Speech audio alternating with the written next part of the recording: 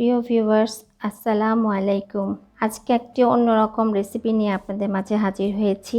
গলদা চিংড়ি শাসলি কাবাব। এখানে আমি 13টা গলদা চিংড়ি নিয়েছি। প্রথমে আমি এটার মাথার দিকে যে ময়লাটা থাকে এভাবে কেটে নিয়ে বার করে দিয়েছি। আর এখানে যে এই পশমটা আমি একটু ছিঁড়ে নিয়েছি, এখানে একটা রক থাকে সেটা পরিষ্কার করে নিয়েছি। এটার জন্য আমি একটা মশলা তৈরি করব, সেটা আগে আপনাকে দেখাচ্ছি। প্রথমেই আমি এখানে 3 টেবিল চামচ ঘন টক দই নিয়েছি। এর সাথে 1 চা চামচ আদা বাটা, 1 চা চামচ রসুন বাটা এবং 2 টেবিল চামচ পেঁয়াজ বাটা, 1 চা চামচ হলুদের গুঁড়ো আর 1 চা চামচ মরিচের আর স্বাদ মতো লবণ দিয়ে এটাকে আমি মিশিয়ে নেব। চেষ্টা করবেন টক দইটা যেন ঘন হয়, তা না হলে একটু ছেঁকে নেবেন যাতে পানিটা ঝরে যায়। এখন আমি চিংড়ি মাছগুলো মশলার মধ্যে দিয়ে ভিতরে পর্যন্ত মশলা মাখিয়ে রাখবো। আমি আগেই শাসলি কাটি ভিজিয়ে রেখে দিয়েছিলাম।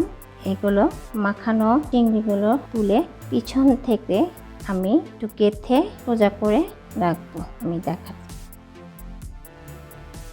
যাতে মাছগুলো ভাজার সময় বেঁকে না যায়।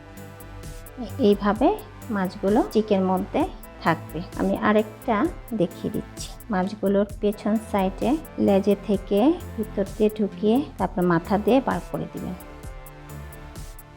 মাছগুলো এভাবে সোজা থাকবে। এভাবে আমি বাকি সবগুলো মাছই দিয়ে দিচ্ছি। এভাবে আমি প্রত্যেকটা মাছই মশলাগুলো দিয়ে কাঠির চিকন মাথাটা লেজের নিচ থেকে দিয়ে একদম মাথা পর্যন্ত বার করে দিবেন। এভাবে আমি প্রত্যেকটা মাছই কাঠি দিয়ে কেটে ফেলবো। হ্যাঁ, এই তো আমার সবগুলো চিংড়ি আমি শাসলি কাঠির মধ্যে কেটে নিয়েছি। আর বাকি যে মশলাগুলো থাকবে সেটা কিন্তু ফেলে দিব না, গ্রেভি তৈরি করার জন্য আমি এটা রেখে দিব। তো আধা ঘন্টা আমি এটা রেস্টের জন্য রেখে দিলাম। 30 মিনিট রেস্টে রাখার পর আমি চলে এলাম। এর মধ্যে আমি তেলটা গরমে বসিয়ে দিয়েছি। এখন আমি একটা একটা করে চিংড়ি মাছ ভেজে নেব। চুলার আঁচটা একটু কমিয়ে দিই। আমি এগুলো একটু ভেজে নিই, তারপর বাকিগুলো দিব।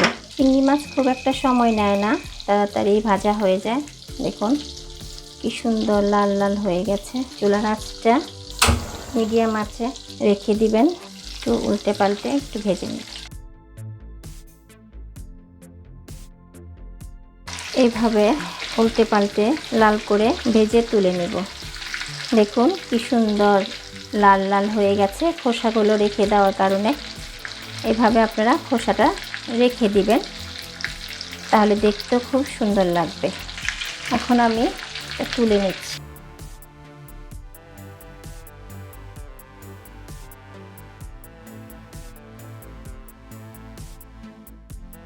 বাকি মাছগুলো আমি দিয়ে নেব। চুলার আঁচটা একটু কমিয়ে নেবেন, না হলে ছিটতে পারে, যেহেতু টক দই দেওয়া আছে।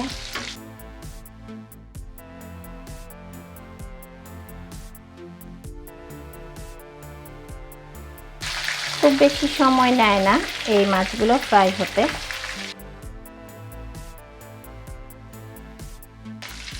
এগুলো ভাজা হলেই আমি একটা গ্রেভি তৈরি করব। এখন আমি কড়াইয়ের তেলটুকু অন্য এক জায়গায় রেখে এই কড়াইতেই আমি 1 চা চামচ বাটার, বাকি যে মশলাগুলো ছিল ওগুলো দিয়ে আমি গ্রেভি তৈরি করে নেব। এখানে আমি বাটারের মধ্যে গ্রেট করা রসুনের কোয়া 2টি গ্রেট করে নিয়েছি, এটা আমি দিয়ে দেব। একটু লাল লাল হয়ে এলে আমি যে গ্রেভিটা রেখেছিলাম এখানে আমি আরেকটু পেঁয়াজ বাটা আর একটু লাল মরিচের গুঁড়ো দিয়ে নিয়েছি।